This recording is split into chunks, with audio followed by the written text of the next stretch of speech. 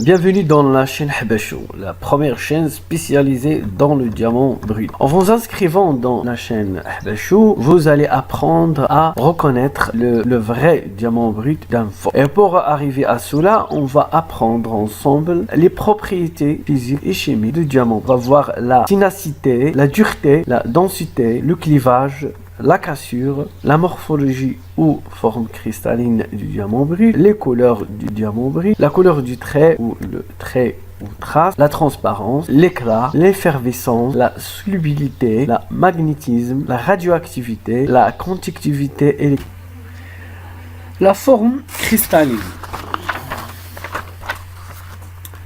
C'est le résultat de l'agencement géométrique des atomes. Caractéristique de chaque minéral. Cette observation présente un atout considérable dans l'identification du minéral. La cristallographie est une science à part entière de la minéralogie. La forme des cristaux est souvent difficile à déterminer, de par la rareté des cristaux complètement formés présentes dans la nature et de leur altération. Cependant, la disposition géométrique des faces cristallines les uns par rapport aux autres reste constante. Et l'étude des plans et des angles permet de retrouver des formes fondamentales. Les minéraux cristallisent ainsi selon 7 systèmes uniques. Et sans le système cubique, c'est celui des cristaux ayant la symétrie d'un cube. Elles sont bâties autour de 3 axes égaux, exemple galena-granate. Le système quadratique, c'est celui des cristaux ayant la symétrie d'un prisme de section carrée. Elles sont généralement terminées par 2 pyramides symétriques, exemple zircon-rutile. Le système hexagonal au sud-est, c'est celui des cristaux ayant la symétrie d'un prisme hexagonal, exemple l'apatite ou zincite.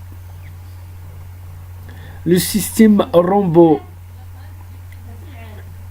rhomboédrique ou trigonal, c'est celui des cristaux ayant la symétrie d'un rhomboèdre, exemple tourmaline ou calcite.